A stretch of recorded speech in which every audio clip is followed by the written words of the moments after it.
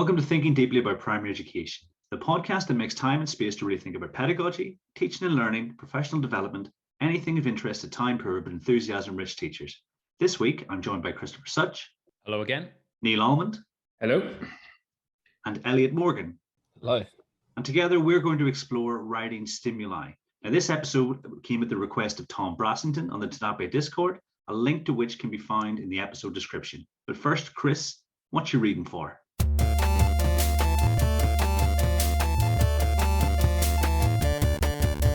Hey, what you reading for? Over the past week or so, I have been reading a book called Spelling for Life by Lynn Stone. It's been a really fascinating read, particularly because it has challenged some of my preconceptions about certain aspects of teaching spelling. As you regular listeners might remember from a previous episode, when we talked about spelling, I made it clear that I'm not a fan of the phrase spelling rules, though I recognize that it's kind of semantics between what is a spelling rule, what is a spelling pattern, etc. Lynn Stone clearly has no such disagreements with the term. What I found really fascinating about the book is that it doesn't agree with a lot of the things that I think are a really good idea for teaching spelling. And yet I came away from it at the end of the book thinking, well, this is systematic, it's thoughtful, and I don't really have any doubts that if a school put it in place and did it to a high standard, that children's spelling and reading outcomes would benefit from it. So yeah, I love books like that. I love books which challenge the way that I think and perhaps make me think again about certain issues. I can't say it entirely changed my mind, but I highly recommend it to anyone when it comes to the teaching of spelling. Neil, what are you reading for? So this week, an anticipated bit of not necessarily research as such, despite the fact coming out in Reading Research Quarterly, but more of a rebuke to a previous article that was written. It's called The Primacy of Science in Communicating Advances in the Science of Reading. The reason why I've been reading this is that previously another article by Duke and Cartwright entitled The Science of Reading Progress, Communicating Advances Beyond the Simple View of Reading. That was released a couple of months ago, which really asked some pertinent questions, I think, about the efficacy of the simple view of reading. But the article itself, which I know Chris has mentioned previously, I believe, also throws up a lot of questions. And so this article is Wesley Hoover and William Tunmer's response to some of the thoughts and criticisms that Duke and Cartwright put together regarding their model regarding the simple view of reading, which made for some interesting reading. Elliot, what are you reading for? So I've got two books on the go at the moment, one sort of educational or related to education and one sort of just a personal interest.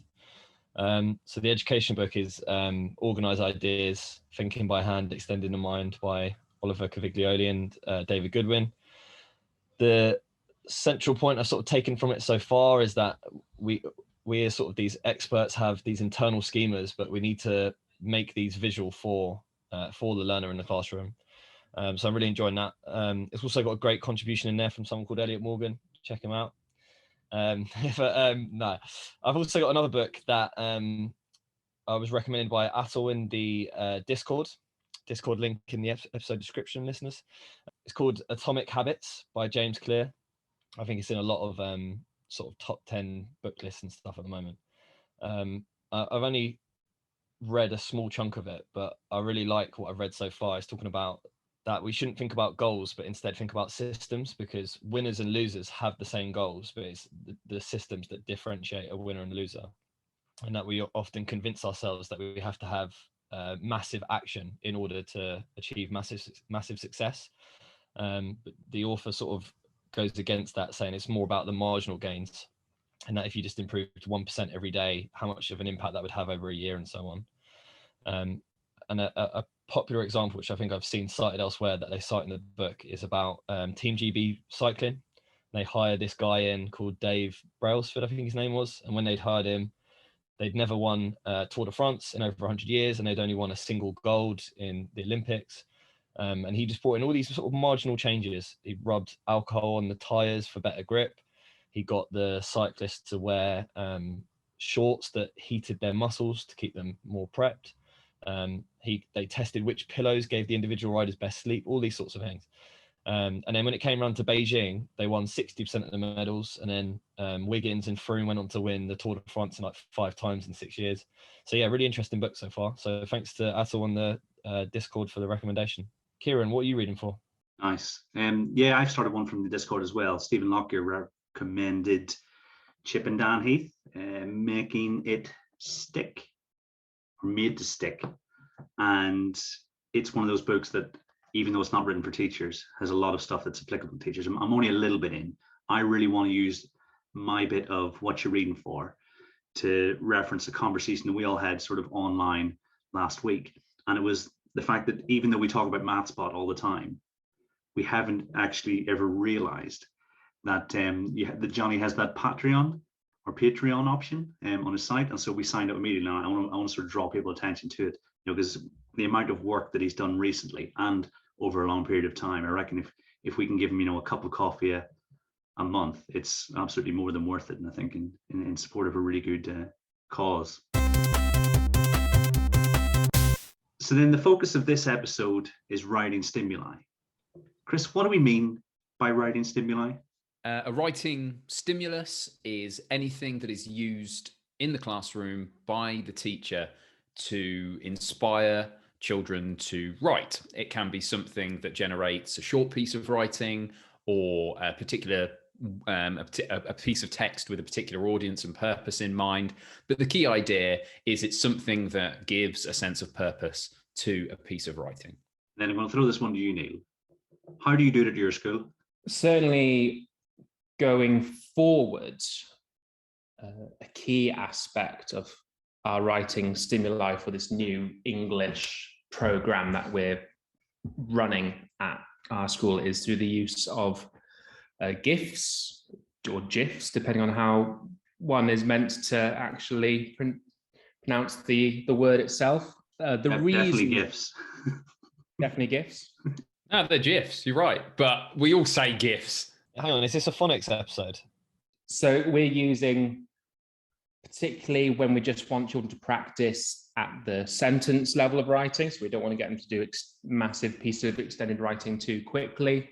We'll use GIFs or GIFs predominantly because they visualize an action. Obviously, if you want to write a sentence, you need to have your subject, and at the level that we kind of teach what a sentence is, we do say that it requires a verb, an action verb, and so we've found that using GIFs is an effective way to do that over something like a picture, purely because the GIFs that we use will have a subject and then performing some sort of action, so it helps students frame what those sentences are going to be. And then when we want them to do some longer pieces of writing, perhaps over a paragraph or two, we might use a longer animation from YouTube, or a picture perhaps, as they get older and they can start thinking about what those actions are going to be themselves. So that's kind of what we're going for. So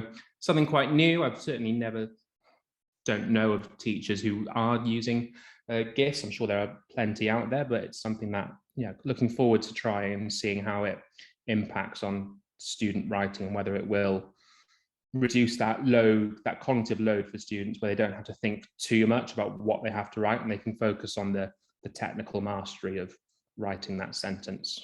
Where are you sourcing them from? So we source them from all just internet browsers, or if there are particularly good ones, I think it's, what's the website, Jiffy or Giphy.com, I think, something there. Again, they don't need to link to texts or anything like that we're doing. It can just be any mundane action that people are doing, is all fine. So if people come across particularly good ones, they can save them in a centralized folder, name them, and then people can use them as they see fit. What interested me in what you said there, Neil, was the fact that you're looking at writing stimuli on a sentence level as well as on a, say, paragraph or text level. I think often when I've thought about writing stimuli in the past, it's been, how can I support the writing of a given text over the next 2 or 3 weeks, and actually thinking about it on a finer grain level when we're, say, looking at these lessons where we are just looking at, say, sentence construction. I think that's that's a valuable way of looking at things. That being the case, it probably makes sense for me to kind of talk about the other side of things when it comes to what we do at the schools that I've worked in. I'd rather talk about a few than just my most recent school. Over the years, I would say that I've used and I've seen used all sorts of writing stimuli, from stories themselves, that's a really common one, to poetry, letters, so texts effectively to generate what we want children to write about. But I've also seen videos used to a really high standard, sometimes entire films.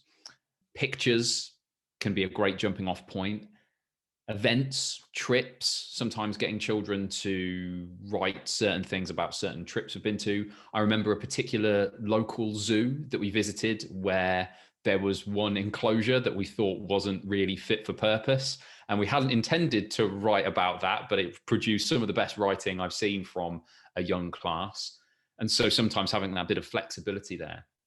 But yeah, texts, videos, pictures, events, trips, all of these things can lead to great bits of writing, particularly if we've got that sense of purpose in mind. But all of those, again, going back to your point, Neil, relate to the kind of larger piece of writing that we might want children to do. I really like the idea that you brought up there about thinking about fine grain stimuli for writing. Videos in particular stuck out for me because I've also seen them used particularly well and have been particularly fond of using them myself. And I think where we're so intent on a high quality of writing, we focus on using high quality text as a stimulus. But the issue I have there is that when you have a child who's perhaps not particularly confident in reading, they have to then read this text and then write from that text. And often you sort of lose them along that journey. And I found with those children, when you've used a short film or video of some sort, that they seem to be particularly infused and more likely to produce better writing. And just on the note of videos as well, obviously with the advent of technology, things like augmented reality, where you can actually have dinosaurs in the school field if that's what you want to do, or aliens landing, or whatever it is that you want that particular stimulus to be. I think the more you can bring it back to what the children know, so having that happen in the classroom or on the school field, I think just makes it that little bit more real for our students as well, which all helps with them kind of immerse within this kind of scenario that you're building up. Yeah, my wife had the tiger who came to tea. That was their text in the summer term, I think, and they had an augmented tiger in the classroom, I think, at one point. Maybe it was this term. Yeah, so I've definitely seen people use that, but it's been a while since I taught writing. In a lot of cases, the temptation, understandably, is to use fiction, to use effectively some kind of story, be it a 3 or 4 minute one or an extract from something longer. And I, for example, have used little bits from the film Wall-E in the past that have been quite successful. But I would say some of the best writing that I've seen done has been in response to news clips, particularly where there's an element of humor in there. There was a news clip which involved a jewelry store robbery that had been foiled by an old woman with a little handbag, and she just went up and started thwacking these guys who are like on a motorcycle, and they turn and run, and it's a delightful thing. And the children adored it to such an extent that I got the feeling that I could have built a whole year's worth of writing out of it. But again, when I look back across my career, when I think about videos I've used, ones that have just a little bit of underlying humor have been really valuable. But anything that strikes at a particular emotion has worked. So something that's got an underlying bit of humor, or there's something a bit, gives a bit of a sense of curiosity, or there's something that might make children, in a gentle sense, there's a sense of fear behind it. If it's something that builds tension in a video, something that kind of strikes at an emotion in some way, always tends to spark writing, I find, in a way that something that doesn't have that connection doesn't. Now, I'm also going to think in terms of all the schools I've been at, because it's been, like I said, it's been a while since I taught writing. And one of the things that I always used to do was sort of the talk for writing model, where you would really focus on your fiction, because I felt that's where I would get the highest quality sort of composition. And, utilizing the fact that there are only so many stories. And Neil, I'm definitely going to come to you about, the text that outlines those stories. But if you think about, like you said, about removing the sort of cognitive load, if you give the pupils a story and the structure, and then it's all about how do we create the narrative, through the language that we choose. I always find that quite useful. And what's the name of that book, Neil, that you always recommend? Yeah, that's The 7 Basic Plots by Christopher Booker. If you haven't read it, it's an epic. It's about 736 pages long. But effectively what he does is he goes through every well-known story known to man and effectively says that any story ever written can be comprised into these 7 basic plots, which involve things like the quest, a comedy, a tragedy, a rags to riches kind of story, rebirth, voyage and return, overcoming the monster. There's certainly kind of elements where they can overlap, but as a framework to really consider about what you want your writing to be like, I think if you were mapping your writing over the 6-7 years that you'd be doing that, I think using that as a framework is probably a good idea for your fiction, because it can just, as you mentioned, Kieran, take away some of that. If they know that they're writing a comedy or a rags to riches, and they know what that was when they did it this is in year 6, they know what that looked like in year 5, they know what that looked like when they did it maybe in like year 3, etc. And from a progression standpoint, your English lead can decide, well, at year 3, this is what a rags to riches story will look like. Then in year 5, this is what it will look like. Then in year 6. So it's a nice framework that you can really put a clear kind of progression to. What I really like about frameworks, and I don't know, this might be a really out there sort of analogy, but in Beethoven's, I think it's the 25th concerto, he knows his audience are expecting a certain framework, and then he absolutely smashes to pieces. And I think when you get a child who is really writing beyond where you would expect them to be, it's when they can take a framework and then they be creative using that knowledge to really surprise the reader and make them feel something that maybe you wouldn't necessarily expect a child of max 11 years old to think. So I'm always thinking along those lines in terms of here are the structures that we expect. If we're going to be creative with our writing, we can take those and we can bend them or break them completely, but with a skill that allows us, I don't know, to really push the boundaries. And I think one of the last questions I'm going to ask was about text types, but I think now is probably the time to ask it, because like I say, I'm very keen that I think we can get the best writing from fiction. Text types aren't in the national curriculum. There's nothing that statutorily lays out we have to cover these text types. But as far as I can tell, they're still quite popular. Do we know why? I think I have an inkling as to why, from a conversation with a colleague from a couple of years ago, who'd been teaching a lot longer than me. And they said that, and I'm not sure, I haven't actually checked if this is true or not, but in the previous curriculum, that it did emphasize genre.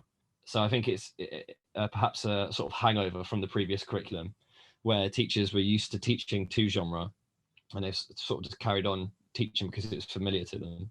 Yeah, I think I even remember being at secondary school, primary school, and writing specifically in genre, like for an assessment or something. So I don't know if anyone who's been teaching longer than me Chris or Kieran can confirm that. There's definitely an extent to which genre and text types were a key feature of the national literacy strategies. When you delve back into those, though, it doesn't necessarily say newspaper article, diary, this sort of thing. It talks about, recount and instructions. So it is a little more general than it has come to be interpreted. So I think while the national literacy strategies had an impact there, I think the key thing is SATs.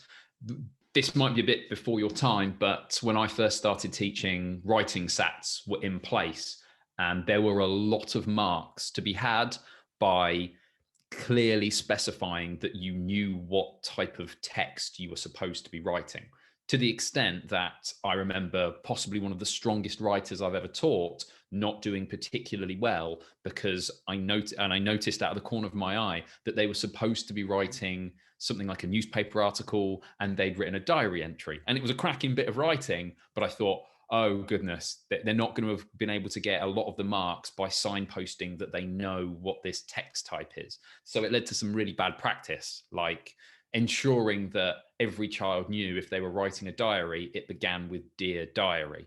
Not because that's the only way to start a diary, but because it's memorable. Equally with things like teaching children how to write headlines and this sort of thing. So effectively, I think it came back to assessment. I think that's one of the key reasons why it was so deeply embedded. I think there's also something to be said about the ease of teaching text types. When you come to plan a unit of writing, trying to get children to understand punctuation better, phrases, how to appreciate differences and nuances in vocabulary, that is a massive job that takes years. You can get quite a sense of satisfaction by saying, here is a newspaper article, let's use our coloring pencils to recognize the headline and the picture with a caption. And while it isn't particularly useful, I remember planning units of writing that did this stuff and thinking, that's a lesson where I will feel successful. And I know that that shouldn't have been a driving impetus for my planning and for including it over and over again, but it was. Frankly, it was an area of teaching where I knew I could be successful. So I carried on doing it for a while, despite it not necessarily being particularly useful. Just to add to that, yeah, you totally agree, Chris. Maybe this is just me, but somehow my final pieces of writing would always be done on the Friday so that I could start a brand new piece of work on the Monday. Whether or not that was the right amount of time needed for it was irrelevant. But again, bit of my practice, but I always realized that that weekend between finishing a piece of writing and between starting a piece of writing was a lot longer, because I knew Monday's lesson is going to be, I'm just going to find a newspaper article and then do exactly as you say. We're just going to get the highlighters out or the colored crayons and just, let's find these particular features within this text type. But it's almost like a rite of passage, I think, that most teachers have to go through before they kind of maybe realize maybe we can do something more with the amount of time that we'd give children if we didn't do that. Obviously, I think there is value in children experiencing newspaper articles and particular examples of diary entries or journals and all this sort of thing, and recognizing this stuff.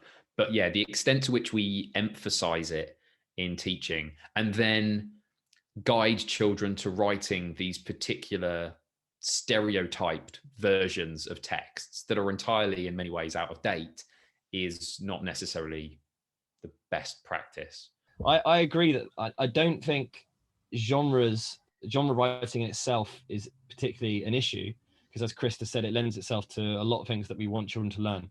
I think the issue that often arises from genre writing is these really heavy, specific checklists that children are given with success criteria. And they're like, right, so for this to be a successful newspaper report, you have to have like the 5 W's and all these different things. And it's laid out so explicitly for them that it becomes like it can't be transferred elsewhere into their writing, which is obviously what we want to develop. My favorite thing about teaching newspaper reports is that you'd somehow, it is, I think, of all the genre, I think it probably least mirrors how a piece of writing is actually constructed in the real world, because at no point does one person think of a witty name for the newspaper, think of the headline for the newspaper, write the caption for the newspaper, and they certainly don't write their newspaper article out in columns to begin with anyway. So I think if we could stop newspaper writing if not totally at primary school, because I'm not convinced of its efficacy at primary school, but at least stop getting the kids to do all of that, because it really doesn't mirror what happens in the real world. I think there is one bonus to the drawing of columns down a page. It allows children to not write that much and then it look like they've written a lot, because you divide it into columns and you can only fit like 1 or 2 words in a column, and then I'm on to my next line. So yeah, the amount of time I used to spend on newspaper articles where children would be, this is like old school primary now, because it was often the case where children had finished a piece of writing, or at least this was my education. You finished a piece of writing and the teacher would then say, okay, draw a picture to go with it. That was just the go-to extension task when you'd finished a piece of writing. And newspaper articles do allow for that. It's like, oh, you've done, yeah, we've left a little space for you to draw your picture with a caption. The only downside to that is when everyone's finished their piece of writing, you've got this one kid that's really putting attention to detail into this picture and caption, like, okay, enough now. That's not really that important. We can move on. But yeah, it's not the best idea. But it sounds like we're picking on newspaper articles. I think the same thing about other text types as well is certainly true. Yeah, I think we're better off thinking about, as we've discussed many a time, Neil, audience and purpose. If you've got if you know who you're writing for and why you're writing, and you've got a variety of those purposes and audiences across your curriculum, then you're probably doing a good job. Whenever you mentioned text length, Chris, it really got me thinking, having marked many 6-page sort of final pieces, and being 34 years old when you gave me a copy of Strunk and White's seminal text on how to write. Is that something that children learn to do at secondary school? Or is there any value in us looking at really boiling our writing down to the most efficient it can possibly be? Because I know that that's something I'm aiming for. Having read your wonderful book, having been proofread by yourself many times, I don't remember being taught that when I was in secondary school. Should that be the goal of writing education? Well, this is my chance to alienate every secondary English teacher who's listening. But if the writing I've seen from adults generally is anything to go by, I suspect either it isn't taught or it isn't taking. I don't think it's something that should be entirely a secondary school thing. I do think that the elegance of communication is something that we can teach from the beginning and then can build up from the beginning. Had a really interesting discussion with John Hutchison about a year or so ago, where I think he made the very valid point that there's an extent to which children do need to express themselves in quite flowery prose to begin with, that and then you can help them to, rein it in to an extent. That said, I think the idea of teaching children to be effective and elegant communicators is something we should be aspiring to from the very beginning. And I don't think it's something that we're very good at generally as a primary phase. I know for most of my career, I wasn't. Most of it, I was talking about powerful adjectives and how can you make this sentence longer? Not why you should make this sentence longer. How rarely do we say, we do talk to children about impact. We do talk to children about, well, what do you want to get from the reader here? But we don't necessarily spend enough time, I think, teaching elegance, teaching the idea of, is there a way to say this that more precisely gets your point across? I think precision is the word that is missing from primary education when it comes to writing. We're very good at getting children to be expressive, not so good at getting them to be precise. Yeah, and I think that just harkens back to, certainly drifting away from the main purpose of this episode, but how writing is assessed at the end of year 6. Because I would hazard a guess that the child who has the kind of writing that Chris has described versus the child who produces more flowery language, it's the child who used the flowery language who would probably perform better given the current moderation setup. I might be wrong about that, but certainly from my experience of moderation, it's always gone to the the child who has written at length and has, at least tried to use a string of 3 wow words in a sentence.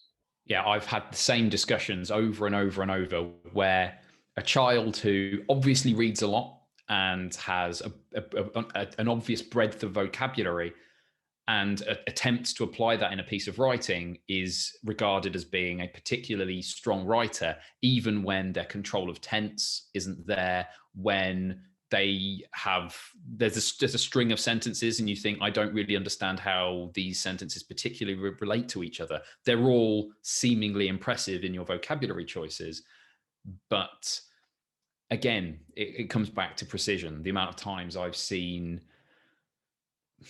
tigers described as ginormous, or similes like the rocket took off at the speed of a cheetah. It's like, well, no, that's a really terrible description of the way that a rocket moves. And I wouldn't describe it as terrible to a child. That might be a bit cruel, but at the same time, we're asking them to squeeze in similes where a simile isn't necessarily going to add something. For example, it's very easy at primary level to end up trying to teach children writing as a set of individually impressive tools, as if the need to impress is the key thing that we're trying to get them to do, rather than to get them to communicate. Inspired by what Chris has just said, I wonder if, just to hear what you guys think about this. Do you think that is a result of teachers teaching how to write, getting children to plan a piece of writing, and then just saying, right, here's 2 hours, go and write 6 pages? Do you think that we need to move towards a more reductive stance where it's like, Monday, we're just going to look at 1 paragraph. We're just going to focus on this 10 lines. That's all we're going to do. And then Tuesday, 10 lines. Or do you think that we can still have the go and do an hour of writing independently and it can still be achieved? I definitely think there's room for the have at it approach to writing. And more than room, I think that's a necessity. I think there are so many children that crave that opportunity that to not have it in your curriculum would be a waste. That said, more often than not, when I've asked children to write for quite long periods of time, it tails off quite quickly. There's kind of 30 minutes of really intense concentration when they're really thinking about what they're doing, where every sentence feels like it's been crafted and read. And then quite quickly, particularly with those writers that struggle a little bit more, they're spent effectively, and there's nothing more left to give, and yet they carry on writing. They're still going on and on. So I think often breaking writing into smaller chunks can be a really effective way to support children's writing. Yeah, I reckon as an adult, 1,000 words is my limit, and anything after that 1,000, might as well not have been written. Recent assignments I've written, I've definitely had to go back. Okay, this is my starting point. This is when I hit 1,000. I'm going to keep writing, but this time fresh, because I think you just lose the focus. I think it's a very cognitively demanding process to think about writing in the way that we're describing. And so, I think I totally agree with you in terms of when I was at school, I used to love having the chance to just write as much as I could. So we should definitely keep it.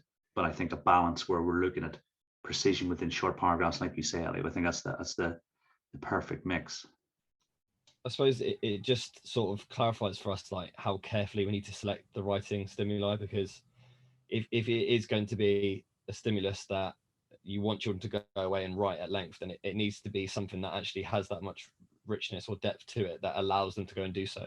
It's also worth noting that, of course, when it comes to writing and what makes quality writing, there is more of an element of the subjective than there is in certain other subjects. So it can be tempting for someone to say, well, maybe that's just your preference, Chris. And there is definitely an element of that. But, as much as I enjoy authors that have a slightly more spare writing style, it isn't necessarily the case that I can't enjoy and don't enjoy, like Dickens or Updike or whoever, people who are, let a sentence run on and on, for example.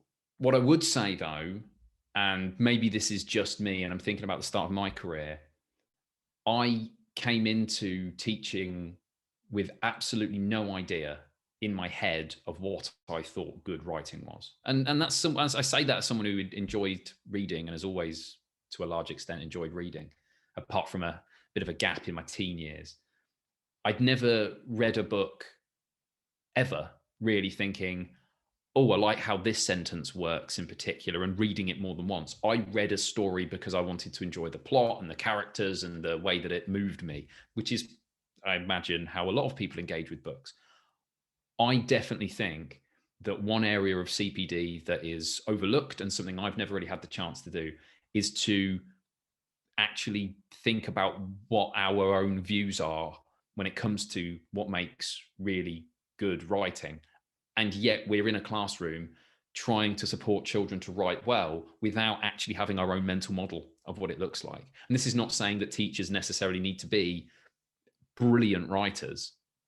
Of course not. If that were the case, I wouldn't be able to be a teacher. But at the same time, we should really have some kind of sense of what we think good writing is. And I think the only way to do that is to analyze writing. Just on that line, I'm sure I've mentioned it before, Verlin Klinkenborg's several short sentences about writing is a masterclass in this, particularly the last 10, 15% of the book that just looks at individual sentences and paragraphs and explains why they are ineffective. Really, really highly recommend that text for anyone who teaches writing effectively, as every primary teacher does. So then let's get to the heart of the matter then. What would your ideal be? How do we create the conditions for high quality writing? For me, and it kind of goes back to what I said at the beginning with regards to kind of sentence level practice, I think a lot of sentence level practice is needed because you get to, I think everyone who's been in year 6 has still had an issue where there are still a sizable number of children who still do not use a full stop or a capital letter correctly. And the reason for that, Kieran, as you kind of mentioned, is that writing is one of the most complicated, if not the most complicated task cognitively that we ask children to do. And because we ask them to juggle so many different aspects of it, we overload them their working memories, and so they produce something, but they actually never actually learn something from that. So for me, and it's kind of something that my trust kind of working on right now, is that we are actually really stripping back the quantity that we're asking children to do to ensure that the technical mastery of those basics and different types of sentence structures are in place, so that when they are asked to do a piece of writing at length, it's our hope that they will have internalized all of those so that they can actually then produce meaningful pieces of writing. But even then, I'm thinking the expectation that we have on year 1, for example, I think the longest piece of writing we actually want them to write is no more than about 5 or 6 sentences by the end of year 1. That's all we expect them to do, but we expect those 5 or 6 sentences to be pretty much spot on and perfectly. And obviously, as you get through to year 6, we expect them to write more, obviously. So I think for me, how we can ensure that happens is plenty of writing at the sentence level, but also reading to them a lot. I think because they need stuff to be able to write with that. Yes, obviously they can bring their own background knowledge from their own experiences into play, but I think we need to give them some stuff with which they can write with. And so making sure that they do hear plenty of stories, not just the ones that you may have in your reading canon, but anything that the teacher may feel is worthwhile them knowing about, I think can be beneficial. So my 2 kind of principles there are plenty of sentence level practice. They're not rushing to create, we don't want year 1s or year 2s writing 2 or 3 page epics when really, when it doesn't really make much sense, but also giving them plenty of stuff to write about. that sort of segues quite nicely into what I thought about when you said this question. So Tom Needham, I don't know if you're on Twitter, give him a follow. He's a secondary English teacher. He wrote this blog that really sort of highlights a great answer to this question, I think, where he talked about deliberate practice, the idea of what Neil just said, breaking down things to components, but he referred to it, which I think is a better phrase, of restrictive practice, restricting it down just to the core individual components that you want them to be able to understand, to be able to write in a bigger piece of writing at the end. So practicing those components and then building up to make the whole. And as Neil said, making those sort of compositional parts of writing second nature, so that when it comes to writing at length, it reduces that attentional demand on the learner and they can just do it more freely.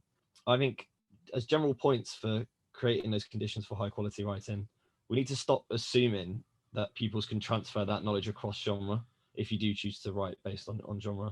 Yeah, we need to spend a lot of time picking apart excellent models and constructing them together, and then really take our time and shift slowly from that restrictive practice to the wider application in bigger pieces of writing over time. And as Neil said as well, I think when we start teaching, everyone thinks, oh, you've got to do a piece of writing from Monday to Friday.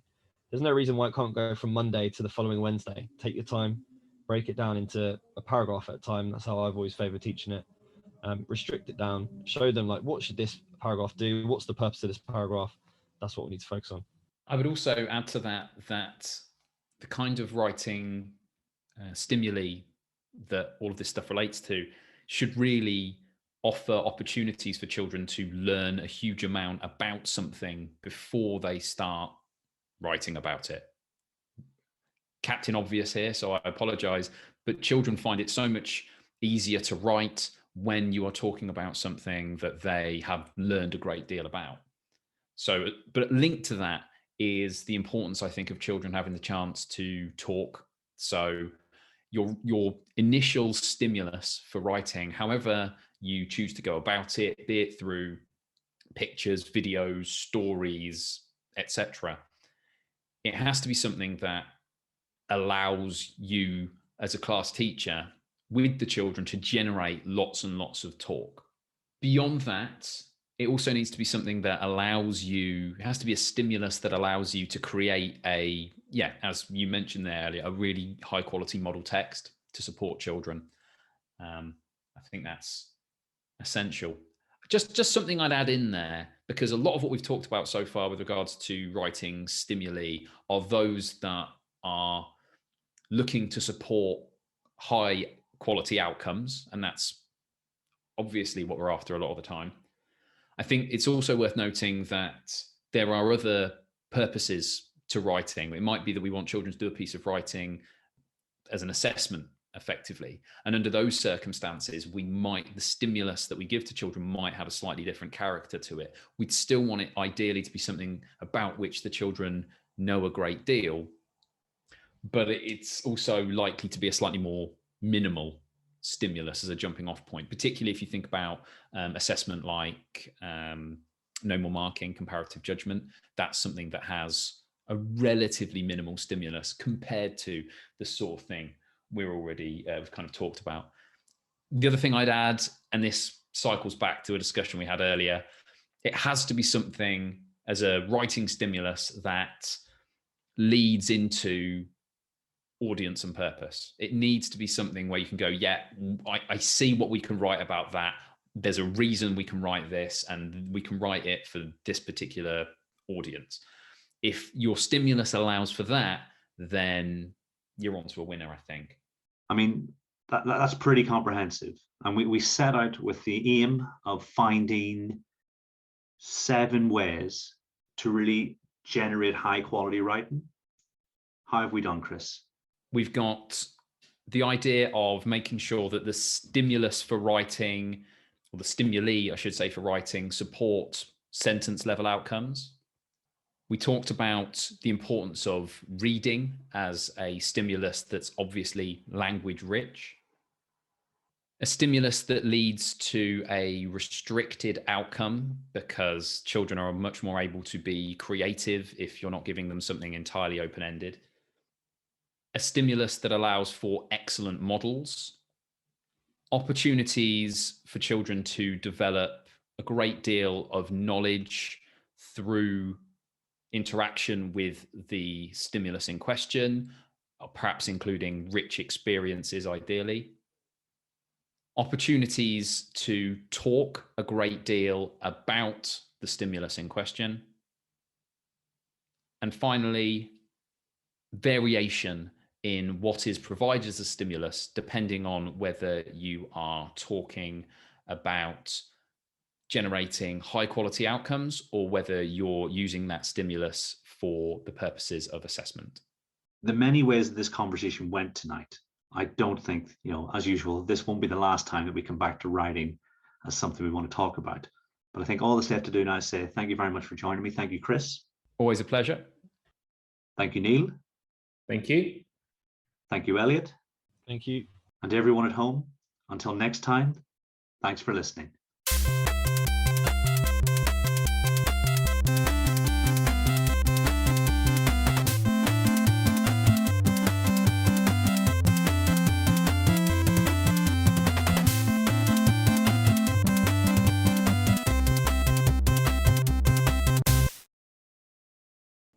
It just plays in your head, doesn't it? Instantly.